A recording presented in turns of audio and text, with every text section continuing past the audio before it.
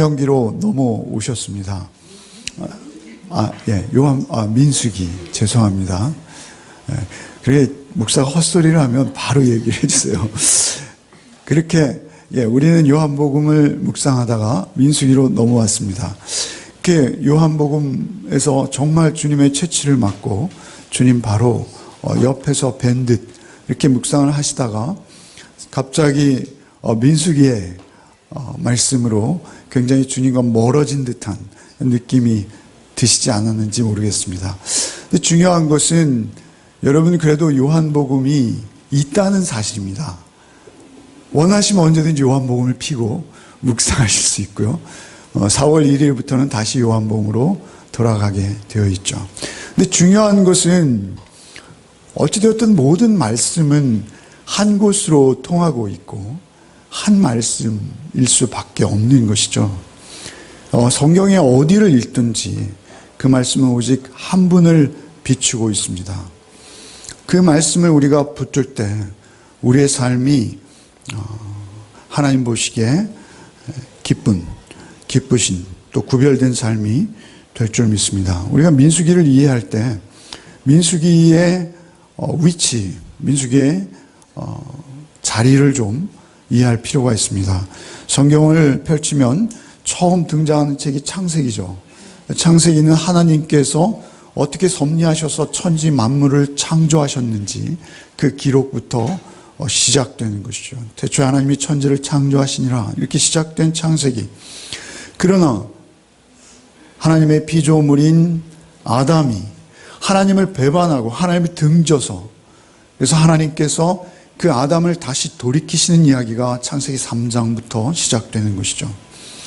창조와 그리고 창조 이후에 바로 뒤따라왔던 타락, 그 타락으로부터 인간을 구원해내시는 하나님의 손길입니다.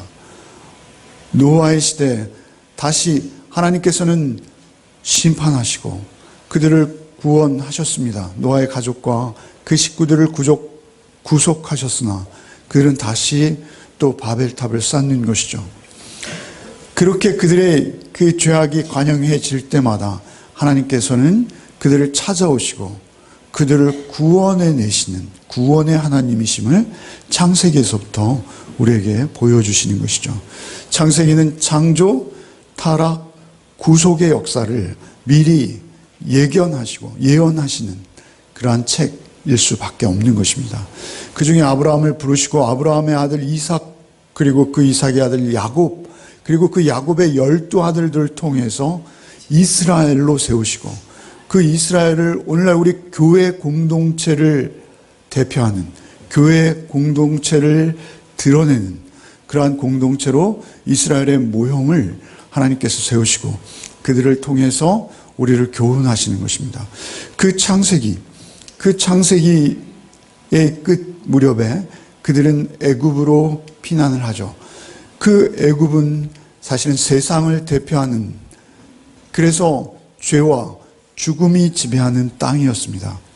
그 죄와 죽음의 종노릇하고 있던 이스라엘을 하나님께서 유월절 어린 양으로 구원해내시는 이야기가 또 출애굽기에서 다시 기록되는 것이죠. 그렇게 역사의 흐름이 창세기에서 출애굽기로 넘어왔고 출애굽기에서 그들이 결국 애굽을 탈출해서 시내산으로 오는데 약 3개월 정도 기간이 소요되고 그 시내산 밑에서 레위기 하나님의 말씀 율법을 받습니다. 그리고 이제 우리가 묵상하는 민수기는 레위기와 신명기 사이에 있죠. 율법을 받은 그들 그리고 그 율법을 가지고 이제 가나안 땅으로 들어가는 그들에게 마지막 고별 설교라는 모세의 설교. 사실 이것은 두 편은 서 있는 것이죠. 창세기, 출애굽기, 민수기는 역사의 흐름이 있는 것이고요. 그런데 이 민수기가 우리에게 중요한 것은 이 민수기가 우리 성도의 삶을 예표하고 있기 때문에 그렇습니다. 우리 성도의 인생을 우리는 흔히 이렇게 두 가지로 말합니다. 마치 성도의 인생은 광야를 걷는 것 같아. 이런 표현을 우리가 자주 쓰고 있습니다. 광야를 걷는 게 성도지. 이렇게 말하죠. 그런가 하면 교회 이름 중에는 광야교회라는 유명한 교회가 있죠. 그렇습니다. 광야의 삶으로 대변될 수 있는 성도의 삶이죠. 첫째는. 두 번째는 민수기를 말할 때, 또 특별히 성도의 삶을 말할 때 성도의 삶은 영적 전쟁이다, 이런 표현을 우리가 많이 쓰고 있습니다. 영적 전쟁입니다. 마귀 사단과 사실 우리는 전쟁을 하고 있습니다. 물론 이미 승리한 전쟁입니다만 그 전쟁에서 우리는 승리할 수 있는 하나의 조건을 성경은 계속 우리에게 반복해서 우리에게 가르치고 계십니다. 근데 중요한 것은 그 전쟁 같은 삶, 그 광야를 걷는 성도의 삶 중에 있는 그 수많은 적들과의 전쟁, 그것으로 대변되는 성도의 삶의 여정을 가장 잘 드러내고, 그리고 그 성도의 삶의 과정 중에서 우리가 어떻게 하나님의 자녀로 살아낼 수 있는지에 대한 비결과 그리고 그 근원을 우리에게 교훈하시는 것이 민수기이기도 한 것입니다. 그래서 이 민수기의 말씀들을 통해서 우리가 3월 한 달 민수기의 말씀들을 묵상하실 텐데, 이 3월 한 달 묵상하시는 민수기의 말씀들을 통해서 우리의 삶이 참으로 무기력한 패배주의나 원망이나 불평이나 이런 것에 빠지고 또 음란에 우리가 쓰러질 수 있는 우리가 하나님께서 주시는 민수기의 이 교훈과 말씀을 통해서 우리가 하나님께서 구별하신 하나님의 백성, 하나님의 거룩한 자녀로서의 삶을 어떻게 살 것인지 민수기를 통해서 여러분 교훈 받으시는 3월 한 달이 되셔야 할 것입니다. 그런데 그 가장 교훈의 중심, 그리고 그 교훈의 가장 중요한 핵심이 사실은 오늘 이 3장, 오늘 우리 읽은 본문 말씀이고, 이 본문 말씀이 민수기 전체를 흐르고 있는 또한 중심 내용이다라는 것입니다. 여러분 지난주에 묵상하셨듯이 1장과 2장은 그들의 숫자를 세는 것이죠. 민수기가 백성들의 숫자를 센 기록이라는 의미입니다. 그러니까 그들의 숫자를 1장에서도 세고 2장에서도 다시 셉니다. 1차, 2차, 그 7장, 10장 계속 그 숫자를 파악하시고 그 지도자들을 세우십니다. 그 지도자들을 세우시는 내용이 1장과 2장이라면 3장과 4장은 특별히 그들 가운데 레위인이라는 특별한 지파를 뽑아서 그들의 대표로 세우는 모습을 우리가 볼 수 있습니다. 3장과 4장에서 레위인을 뽑아서 그들을 이스라엘의 대표로 세우시고, 그리고 5장으로 넘어가면서 간단한 율법의 조항들이 언급되고, 그리고 그 다음에는 광야의 삶으로 이제 이어지고 있는 그러한 모습들을 우리가 뵐 수 있습니다. 근데 특별히 그 3장과 4장에서 특별히 중심이 되는 그 말씀은 3장에도 있고 4장에도 계속 반복되어집니다만, 오늘 우리가 읽은 특별히 11절로 13절 말씀이 그 모든 교훈의 핵심이요 뿌리요 근원이 된다 할 수 있을 것입니다. 11절에 이렇게 시작하시죠. 여호와께서 모세에게 말씀하여 이르시되, 여호와께서 모세에게 말씀하여 이르시되, 하나님께서 직접 이르신 말씀이라는 것을 강조하는 것이죠. 더욱 중요한 말씀이라는 것입니다. 12절에 보라, 다시 이렇게 시작하십니다. 힌내, 보라, 내가 이스라엘 자손 중에 레위인을 택하여, 쭉 말씀하시고 13절 말씀에 뭐요? 끝에 마지막 맺음을 어떻게 하십니까? 나는 여호와니라, 또 이렇게 선포하십니다. 그러니까 이 말씀은 보라, 자, 중요해, 확실히 이해해야 한다 라고 말씀하시면서 시작하시고, 그 말씀을 끝내시면서 나는 여호와이니라 이렇게 선언하시는 것이죠. 그러니까 우리의 광야의 삶 속에서 우리가 거룩한 하나님의 백성으로 구원 공동체로 온전한 구원의 삶을 이루어가는 데 있어서 가장 중요한 핵심되는 말씀이다 라고 보시면 되는 것입니다. 레위기를 묵상해 가면서 여러분이 3월 내내 레위기를 묵상하실 텐데, 민수기를 묵상하실 텐데, 죄송합니다. 한 번, 두 번, 세 번 이상 안 하겠습니다. 그 민수기를 묵상하면서 여러분께서 이제 그 민수기, 에서 가장 핵심되는 말씀을 첫 번째 우리가 오늘 잘 나누고, 그리고 그 말씀을 근거로 이제 광야의 여정을 시작하셨으면 하는 생각입니다. 보라, 내가 이스라엘 자손 중에 레위인을 택하여 이스라엘 자손 중에 태를 열어 태어난 모든 자를 대신하게 하였은즉 레위인은 내 것이라, 이렇게 말씀하십니다. 중요한 것은, 첫 번째 중요한 것은 무엇입니까? 내가 레위인을 택했다라는 사실입니다. 내가 레위인을 택한 거예요. 누가요? 하나님께서 택하셨어요. 여기 택하여라는 원어는요, 미완료형이 아니라 완료형 부사입니다.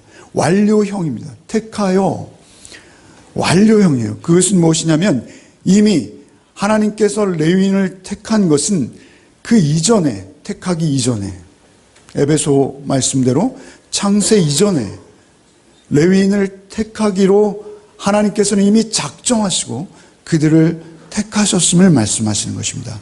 특별히 하나님의 주권적인 역사로 하나님이 절대적으로 레위인을 그냥 택하신 거예요. 레위인을 그냥 택하신 거예요. 제일 중요한 것은 레위를 그냥 택했다는 게 중요합니다. 여러분, 우리가 이 자리에 있을 수 있는 이유는 하나님께서 그냥 우리를 택하신 거예요. 여러분, 레위인들은요, 우리가 1장, 2장에서도 보았습니다만 모든 지파들 중에 숫자가 가장 적습니다. 유다 지파는 7만을 훌쩍 넘어가고요. 보통 4만에서 5만을 오가는데요. 레위인들은 2만대에 머물고 있습니다. 레위인은 가장 작은 지파예요. 그런데다가 우리가 잘 아는 대로 창세기 49장이죠. 야곱이 레위를 축복한 내용을 우리가 알고 있습니다.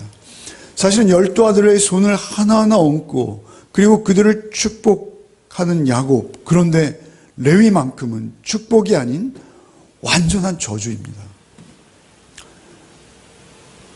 제가 이 말씀을 길게 드리는 이유는 레위를 왜 하나님이 택하셨을까?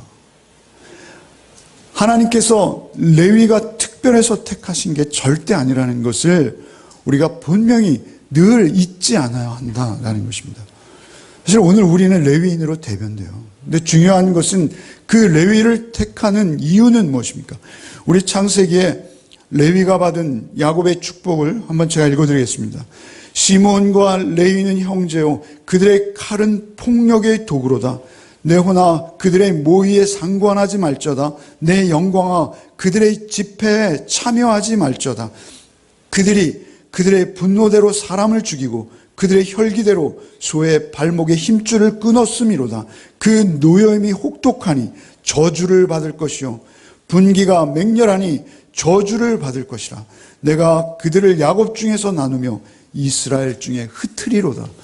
레위와 시몬이 받은 것은 사실은 창세기 34장에 야곱의 외동딸 디나의 강간 사건이 있었을 때 그들이 그 지역의 그 지역민과 그 추장과 그들을 죽일 때 그 잔인한 폭력을 하나님께서 꾸짖으시는 것입니다.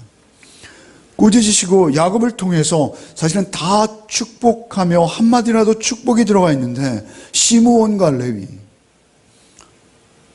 둘째와 셋째, 너무 중요한 자리죠. 루벤, 시므온, 레위, 유다 이렇게 내려가지 않습니까? 그 둘째와 셋째를 묶어서 저주해 버리시는 그런 레위입니다.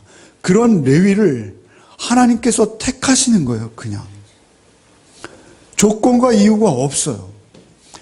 여러분이 그리스도인이 되고 기독인이 되고 예수 믿고 구원받는 것은 전적인 하나님의 은혜 아니고는 설명이 될 수가 없습니다. 하나님께서 불가항력적인 은혜로 우리를 택하시고 하나님의 구원의 방주에 우리를 태워주시는 것입니다. 그렇지 않고 우리가 구원받을 수 있는 어떤 조건도 이유도 명분도 없는 것입니다. 그것은 바울 사도께서도 역시 마찬가지로 고린도 성도들을 향해서 이렇게 말씀하시는 거예요. 고린도전서 1장 26절에 형제들아 너희를 부르심을 보라. 육체를 따라 지혜 있는 자가 많지 아니하며 능한 자가 많지 아니하며 문벌 좋은 자가 많지 아니하도다. 그러나 하나님께서 세상에 미련한 것들을 택하사 지혜 있는 자들을 부끄럽게 하시려고 세상의 약한 것들을 택하사 강한 것들을 부끄럽게 하려 하시며 하나님께서 세상의 천한 것들과 멸시받는 것들과 없는 것들을 택하사 있는 것들을 폐하려 하신다. 여러분의 소유가 없고 여러분의 지위가 낮고 여러분의 문벌이나 학력이 없어도 하나님께서는 그 모든 것에 개의치 아니하시고 오히려 약한 자들을 붙드셔서 이 어두운 세상을 비추기 원하신다라고 성경은 말씀하고 계신 것입니다. 중요한 것은 우리가 그 중에 그래도 나는 좀이 아닌 것입니다. 우리가 항상 하나님 앞에서 우리가 우리의 신분, 우리의 축복을 감당하기 위해서 우리를 떠낸 그 우묵한 자리를 우리는 항상 기억해야 할 것이죠. 그렇게 그들을 구원해 내실 뿐만 아니라 그들을 놀랍게도 제사장 삼으신다는 사실입니다. 그들을 오히려 구원에 포함시키는 것만 해도 은혜일 텐데 그들을 오히려 제사장 삼으세요. 그들을 축복하세요. 그들을 오히려 은혜의 빛을 발하게 하시어서 더욱 어두운 곳에서 그들을 불러내셔서 흑암의 처에서 영원히 진리와 상관없이 살아가는 무리들을 향해서 주의 은혜의 빛을 비추이게 하시는 하나님이시라는 것을 잊으면 안 되는 것입니다.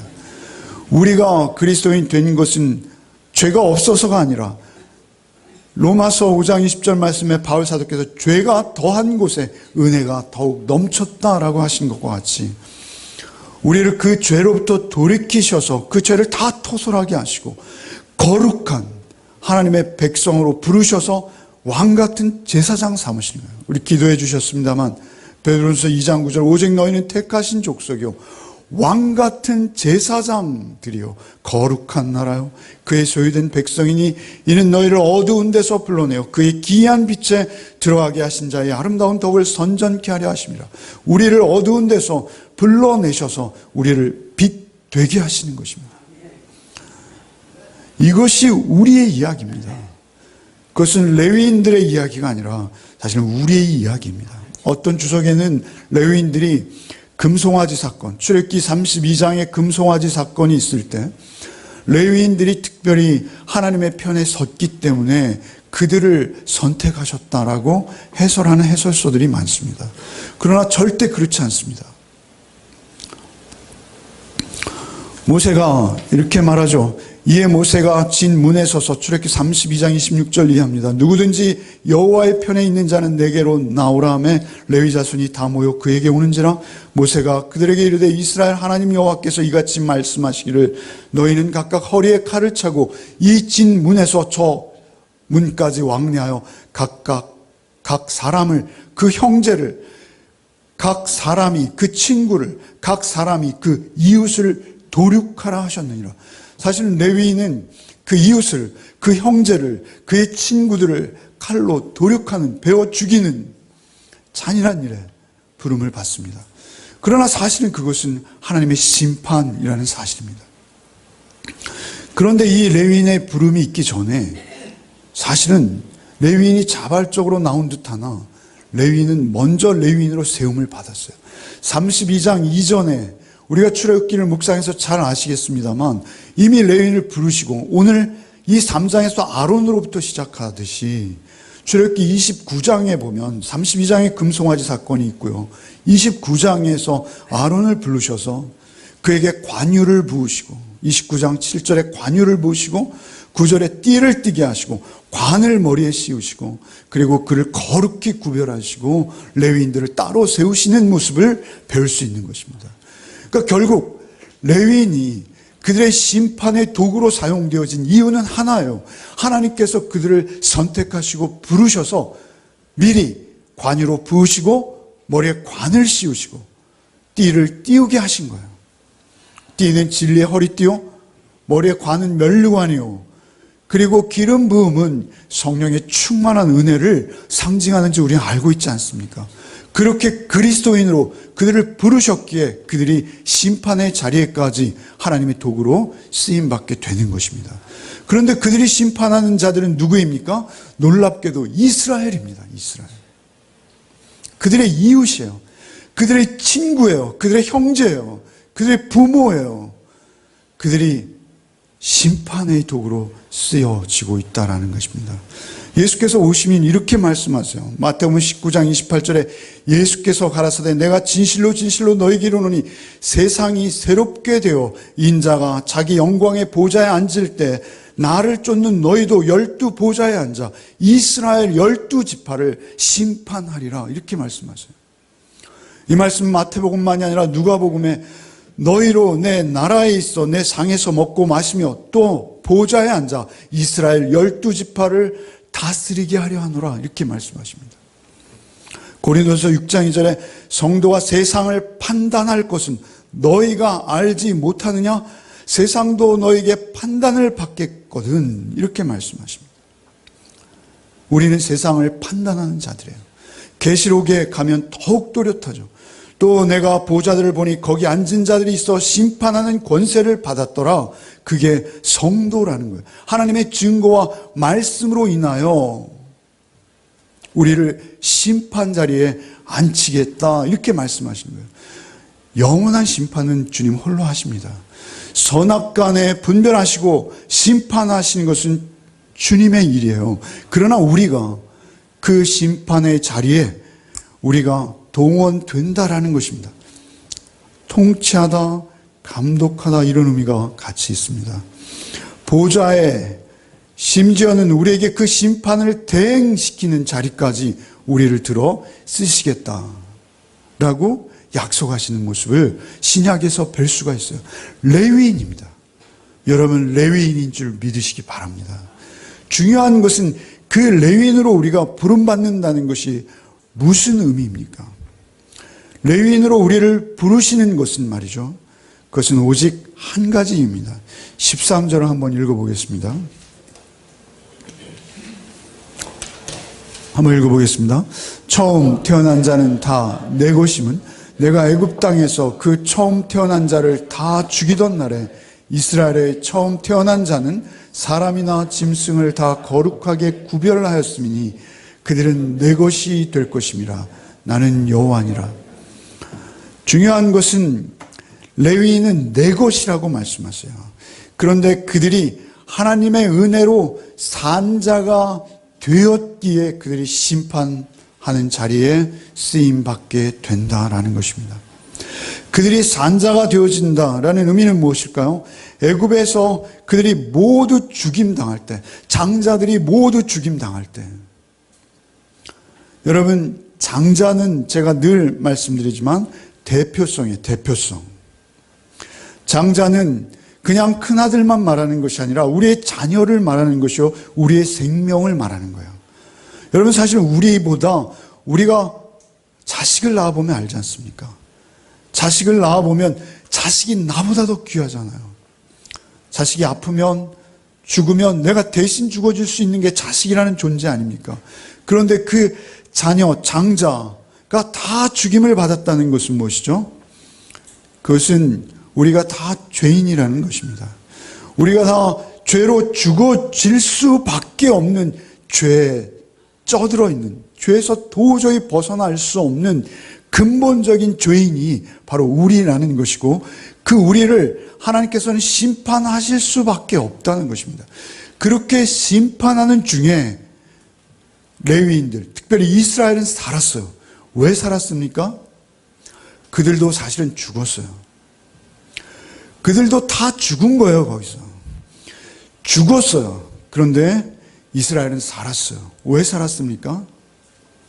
어린 양이 대신 죽은 거예요. 어린 양이 그들이 죽어야 할 자리를 대신 감당한 거예요.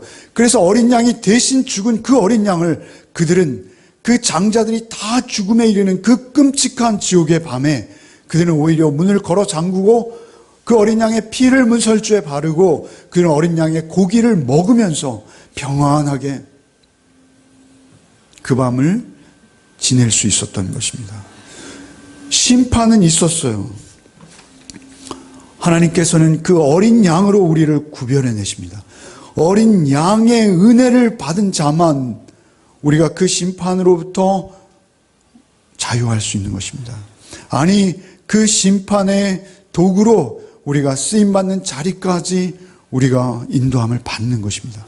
유월절인 양이 대신 심판을 받아주셨기에 그래요. 여러분, 우리가 읽는 민수기 3장에는요, 대신이라는 단어가 4번 나옵니다. 여러분, 묵상하시면서요, 묵상하셨던 말씀에서 한번 찾아보세요. 수수께끼입니다. 대신이라는 단어가 정확히 개역개정 번역으로 4번 나와요. 대신. 이 단어가 우리에게 은혜인 것입니다. 대신. 그리고 또한 속전이라는 단어가 3번 나오고 있습니다. 3번 나오고요. 대속하기 위하여라는 대속이라는 단어가 무려 6번이나 민수기 3장에만 등장하고 있습니다. 이 많은 대속이라는 말에 6번, 대신이라는 말 4번, 속전이라는 말 3번이 하나하나 사용된 데는 정확히 예수를 대입할 수 있는 말씀들입니다. 어린 양을 우린 떠올려야 돼요. 그 레위인들은 사실은 예수를 쫓는 예수의 모든 제자요, 하나님의 자녀들을 말하는 것입니다. 그 레위인들은 처음 죽었어야 될 장자 대신에 불림받은 거예요. 그래서 4장 후반절에 보면 속전을 내지 않습니까? 속전을 내는 이유는 무엇이죠?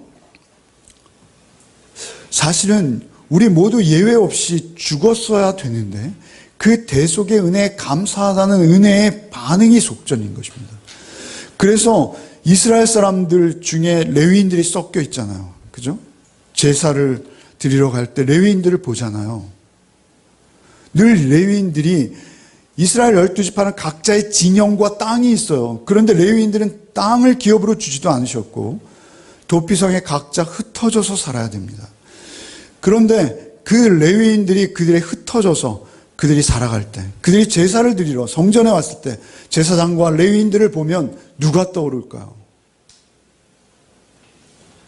장자가 떠오르죠. 그렇지 않습니까? 대신 드려진 거예요. 자기들의 장자 대신에 레위인들이 드려진 거예요. 그리고 또한 그들이 하나님의 제사를 이해한 자라면 그 장자로 보이는 그 레위인들은 사실은 자기의 생명인 거예요. 그들이 봉사하고 헌신하는 모습들을 보면서 레위인들의 모습을 보면서 이스라엘 공동체 전체는 사실은 그들의 신앙이 바르다면 누구를 봐야 되는 것이죠? 나를 봐야 되는 것입니다.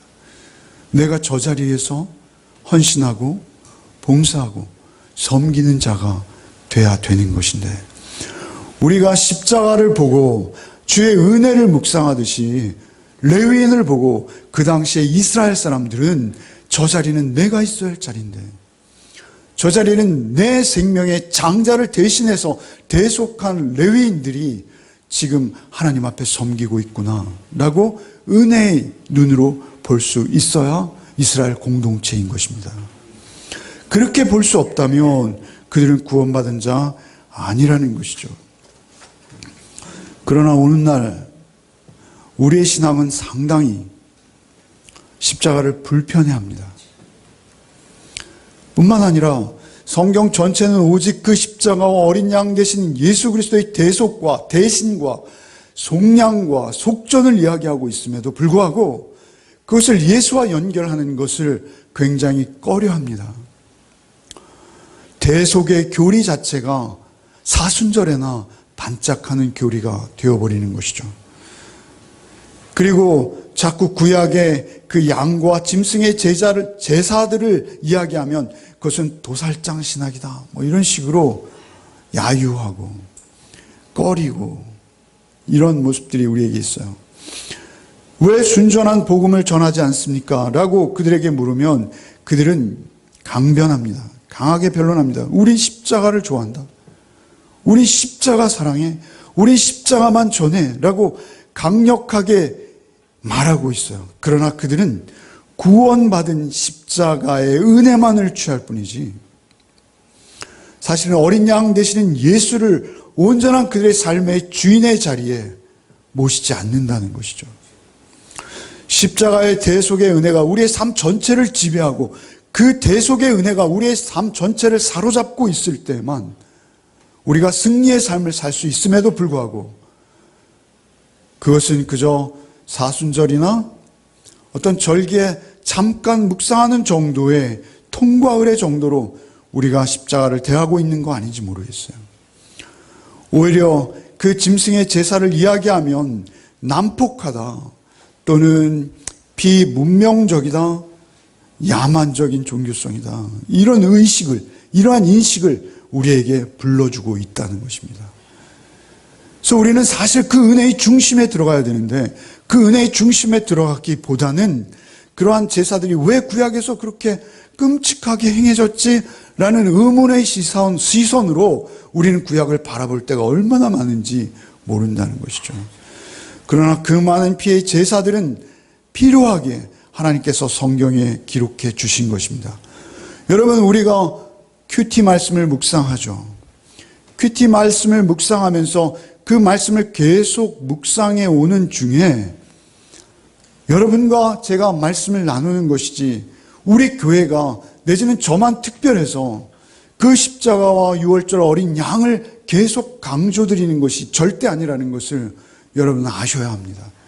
성경책을 묵상하면 묵상할수록 보면 볼수록 성경책 전체는 오직 그 유월절 어린 양의 피와 예수 그리스도만이 기록된 책이라는 것을 우리는 꼭 잊지 않고 그 말씀들을 대할 때마다 예수를 바라봐야 돼요. 우리가 그 예수 안에서 죄사함을 받는 거예요. 그래서 우리는 그 레위인으로 세상에 나가는 거예요. 그리고 세상에서 그 복음을 전하는 것입니다. 그래서 우리를 볼 때 사람들은 예수를 느껴야 합니다. 우리 레위인들이 그 이스라엘에 섞여 있을 때 그들이 레위인을 자신의 생명과 죽음으로 인식하지 않았듯이 우리 목사들을 아니면 여러분 성도들을, 여러분 레위인 된 성도들을 볼 때 하나님의 피로 값주고 세우신 주의 제사장으로 여러분 보여지지 않는다면 우리의 삶은 잘못된 삶인 것입니다. 너무 어렵고 낯선 말씀으로 들리십니까?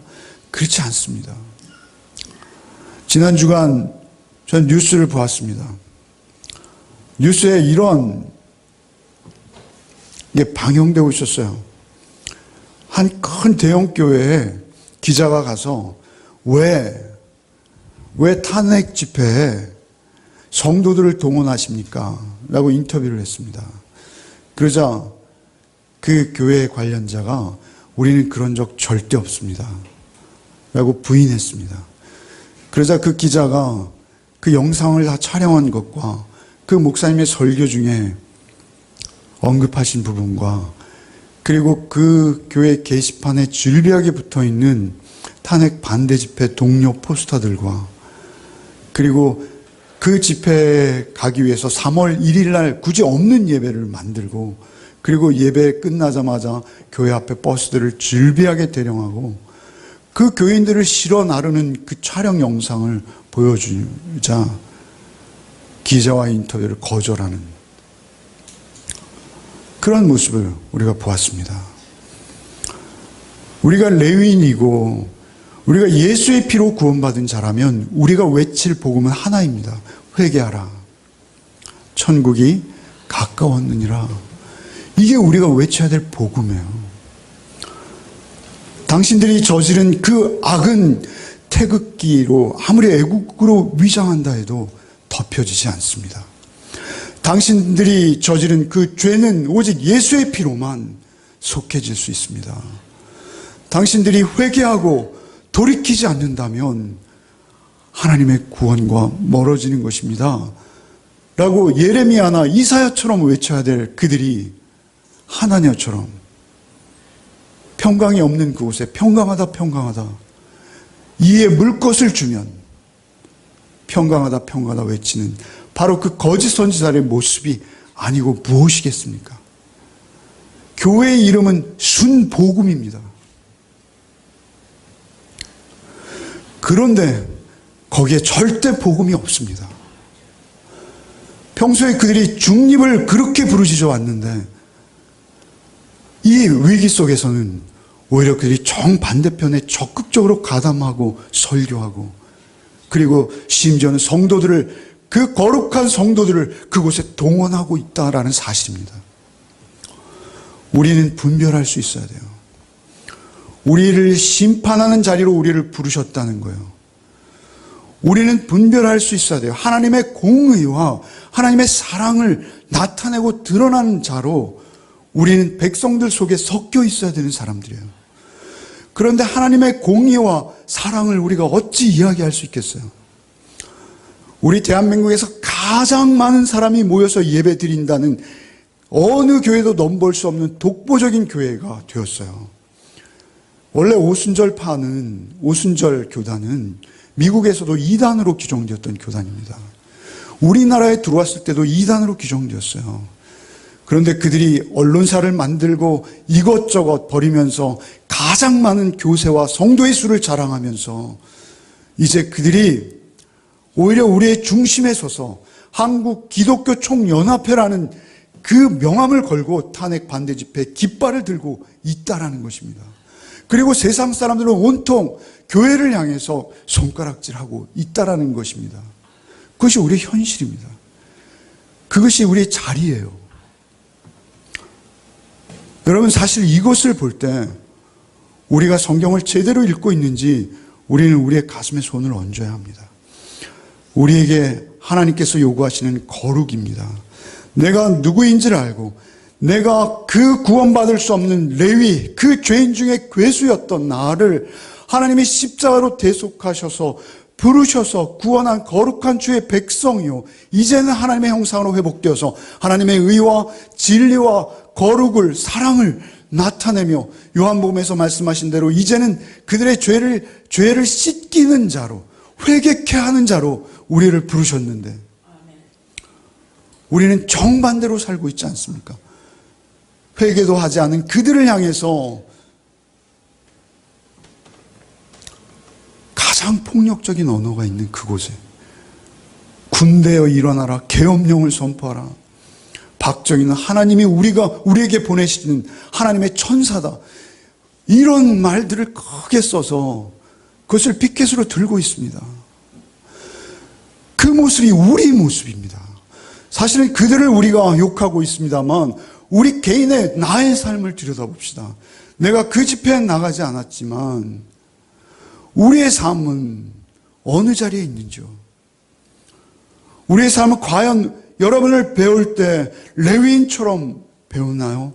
여러분이 세상 죄를 다 지고 가는 하나님의 어린 양처럼, 여러분이 참 대제사장 되신 예수 그리스도를 쫓는 자처럼 여러분 세상에 여러분이 보여질 수 있을까요? 그것이 우리의 숙제인 것입니다. 여러분, 유사복음에 우리는 주의해야 합니다.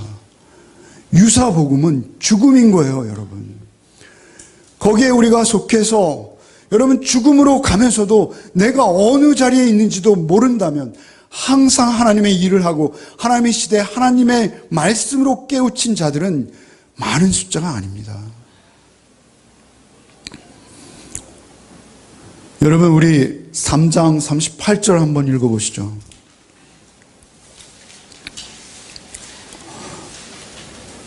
한번 읽어보겠습니다. 성막 앞 동쪽 그 회막 해동문 쪽에 모세와 아론과 아론의 아들들이 진을 치고 이스라엘 자손의 직무를 위하여 성소의 직무를 수행할 것이며 외인이 가까이 하면 죽일지니라. 외인이 가까이 하면 죽일지니라.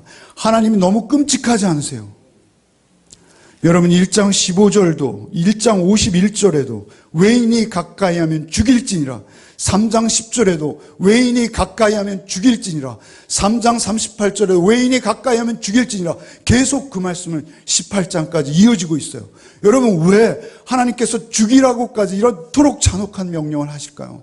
하나님의 거룩한 복음이, 그 순수성이 훼손당하는 것을 하나님은 못 견뎌 하시는 것입니다. 여러분, 우리가 이스라엘로 부름을 받았는데 우리가 이스라엘로 심판 자리에 쓸 수 있다는 것을 기억해야 합니다. 우리가 심판하는 자리에도 쓸 수 있으나 심판의 대상이 될 수 있다는 것을 잊지 말아야 합니다. 우리가 그렇게 복음을 변질시키는 거예요. 3장 오늘 본문이 있는 11절 바로 앞에 3장 1절로 4절 말씀 한번 같이 읽어볼까요? 읽어보겠습니다. 여호와께서 시내산에서 모세와 말씀하실 때 아론과 모세가 낳은 자는 이러하니라. 아론의 아들들의 이름은 이러하니 장자는 다음은 아비후와 엘르아살과 이다말이니 이는 아론의 아들들의 이름이며 그들은 기름 부음을 받고 거룩하게 구별되어 제사장 직분을 위임받은 제사장들이라. 나답과 아비후는 시내 광야에서 여호와 앞에 다른 불을 들이다가 여호와 앞에서 죽어 자식이 없었으며. 여러분, 다른 불이 뭐 그렇게 중요해서 하나님께서 그들을 죽이셨을까요? 여러분, 엘리의 두 아들은 아주 패역한 자들입니다. 하나님이 없다는 자들이에요. 그러나 나답과 아비후는 그런 기록이 없어요. 아론의 거룩한 첫 아들이요 장자요 차자입니다. 그들이 악행을 했다는 기록이 없어요. 그런데 그들이 즉석에서 하나님께 죽임을 당하는데 그것도 불에 타서 죽이는 가장 끔찍한 형을 받습니다. 왜 그럴까요? 다른 불인 거예요. 다른 불. 여러분, 다른 복음, 다른 유사 복음, 그것을 경계해야 합니다. 나부터 경계해야 돼요. 나. 복음에만 생명이 있어요. 순전한 복음. 자꾸 그 교회 이름을 언급해서 죄송하지만 순전한 복음, 여러분, 순전한 복음이 훼손당하는 것은 생명에 관련된 문제예요. 여러분의 이 땅에서의 육신의 생명이 아니라 우리가 꿈꾸고 소망하는 영원한 생명, 그 소중한 생명에 관련된 것이 바로 다른 불의 문제요. 여러분, 그 거룩성을 훼손하는 문제라는 것을 여러분 잊지 마십시오. 어린 양 되시는 예수로만 우리는 구원받을 수 있는 자들이라는 것을 우리는 언제나 잊지 말아야 합니다. 사도행전의 아나니아와 삽비라가 왜 죽습니까? 그들은 자신의 전 재산의 반을 하나님께 드렸어요. 여러분, 그렇게 할 수 있어요? 왜 그를 하나님이 그 자리에서 죽이십니까? 성령을 속이고 회방한 것입니다. 여러분, 초대교회의 그 큰 일꾼들도 그 자리에서 죽임을 당하는 이유가 무엇일까요? 그것은 다른 불이기 때문에 그렇습니다. 성령이 우리에게 임하실 때 우리가 보지 않았습니까? 요한복음에 성령이 우리에게 임하시면 죄에 대해서, 의에 대해서, 심판에 대해서 우리를 책망하세요.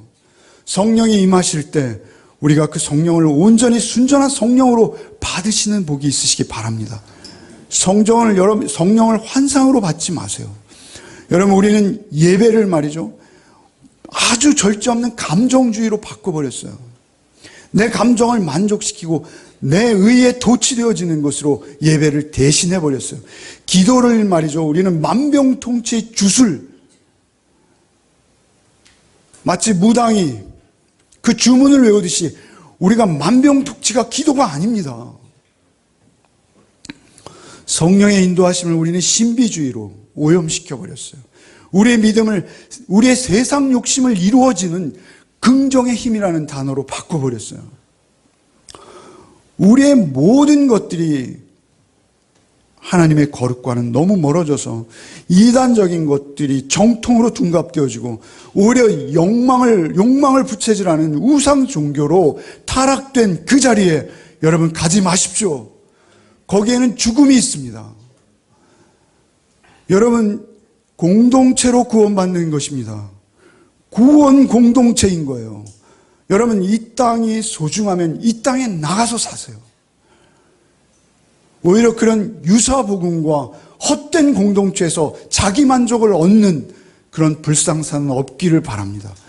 오히려 그렇게 여러분 신앙생활하고 심판 자리에서 주님이 내가 너를 몰랐다라는 선언을 받느니 차라리 세상을 쫓아가세요. 유다처럼, 대마처럼. 우리에게 있어서 복음은 오직 예수의 피입니다. 두렵고 무서운 것입니다. 십자가에서 날 대신해서 하나님의 아들이 죽임당하셨다는 사실 자체는 우리가 쉽게 받을 수 있는 것이 아닙니다. 그 은혜를 받은 자답게 사는 것 또한 그 은혜가 날마다 우리에게 흐르지 않으면 그 은혜 안에 살 수 없다는 것을 잊지 마십시오. 6월절 어린 양의 피가 여러분에게 늘 흐를 때 하나님께서는 여러분을 레위인 대제사장처럼 여러분이 세상 속에서 살아가는 그 삶의 자리가 여러분 빛되게 하시고 여러분 예수가 떠오르는 삶이 되는 거예요. 여러분을 배울 때 대제사장 되시는 예수가 떠올라야 되는 거예요. 여러분을 배울 때 세상 죄를 다 지고 가는 하나님의 어린 양과 같은 모습이 여러분의 삶의 모습과 정황 속에 드러나야 되는 거예요. 그래서 성경은 이렇게 말합니다. 에베소 1장 3절로 4절 찬송하리로다 하나님 곧 우리 주 예수 그리스도의 아버지께서 그리스도 안에서 하늘에 속한 모든 신령한 복으로 우리에게 복 주시되 곧 창세전에 그리스도 안에서 우리를 택하사 우리로 사랑 안에서 그 앞에 거룩하고 흠이 없게 하시려고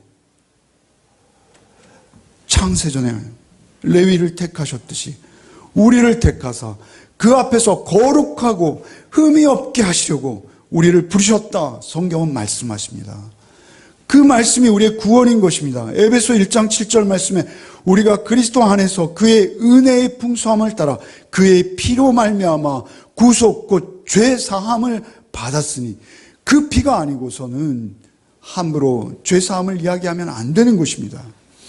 오직 그 피만 우리를 구원해 내신 것이요 고린도후서 5장 21절 말씀에 하나님이 죄를 알지도 못한 자로 우리를 대신하여 죄를 삼으신 것은 우리로 하여금 저희 안에서 하나님의 의가 되게 하려 하심이라.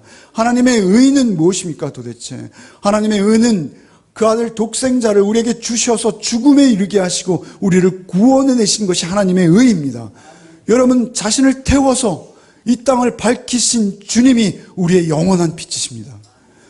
그런데 우리는 오히려 어둠으로 그 빛을 꺼뜨리려 하는 그 세력 가운데 우리가 가담할 수 있겠습니까?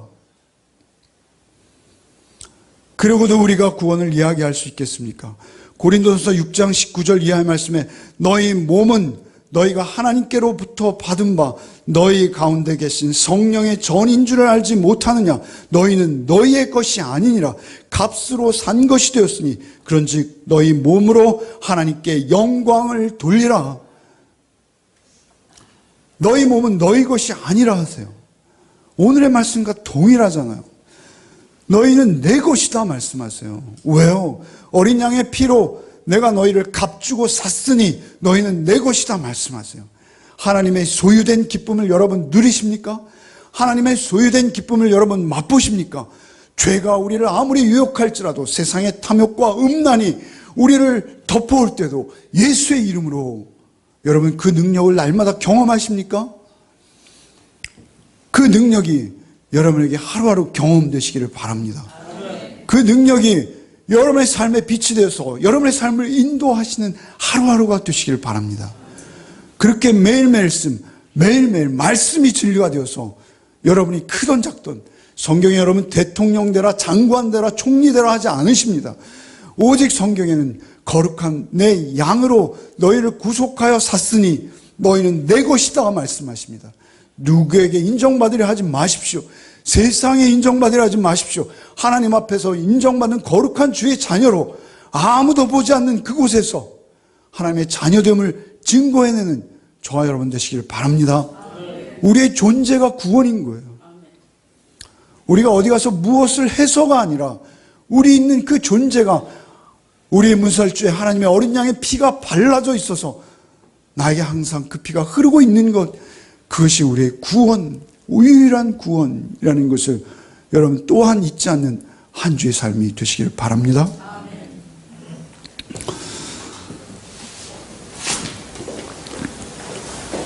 찬송가 265장을 다시 한번 부르고 제가 기도하고 마치겠습니다.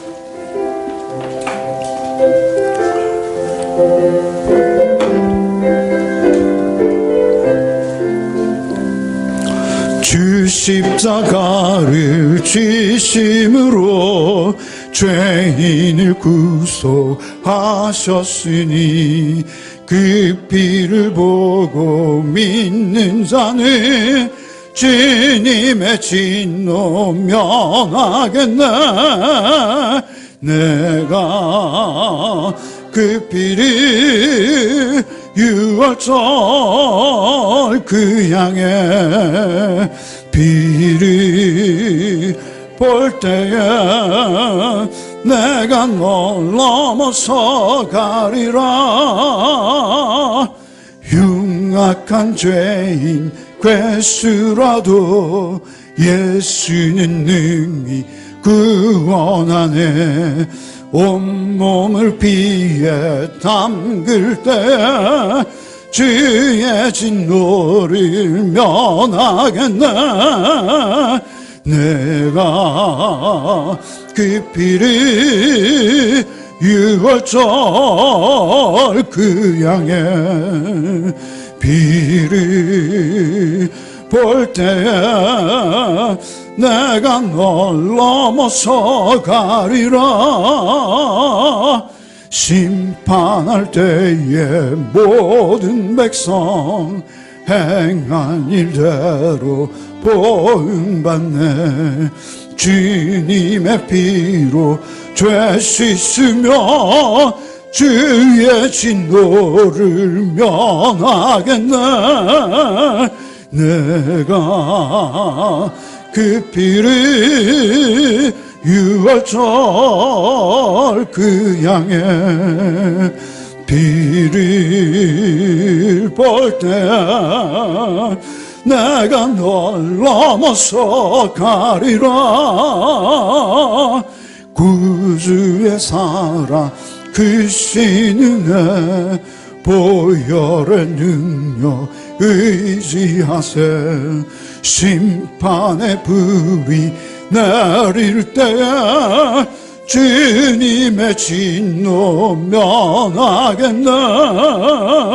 내가 그 피를 유월절 그 양의 피를 볼 때에 내가 널 넘어서 가리라.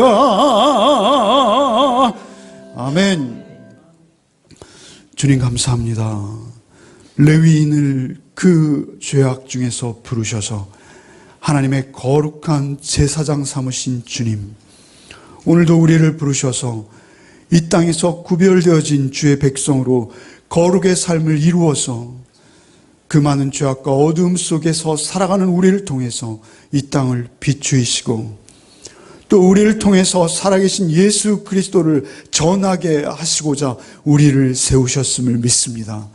주님, 우리 한 주간의 삶 속에서도 오직 주님만 의지하게 하시고 어린 양 되시는 예수 그리스도의 피만 의지하게 하셔서 날마다 어떤 마귀와 유혹의 시험에도 어떤 음란함도 우리가 넉넉히 이길 수 있도록 주여 우리를 그 피로 인도하여 주옵소서. 그 피를 보고 우리를 넘어가시겠다 약속하신 예수 그리스도의 피가 우리에게 늘 흐르게 하여 주옵시고 그 살과 피를 먹고 마심으로 우리가 날마다 세상을 향해서 살아계신 주님을 증거하는 자로 살게 하여 주옵소서. 예수 그리스도의 이름으로 기도하옵나이다. 아멘. 이제는 우리 구주 예수 그리스도의 은혜와 하나님 아버지의 그 크고도 극진하신 무조건적인 사랑과 성령의 교통감화 충만케 하시는 은총이 우리를 어린 양의 피로 대속하셔서 이 땅에 그리스도인으로 살게 하신 주님만을 바라보며 그 피만을 의지해서 한 주간의 삶 속에서도 늘 주님과의 온전한 동행을 이루기를 소원하는 우리 가족들 위해 이제로부터 영원토록 함께 계시기를 축원하옵나이다. 아멘.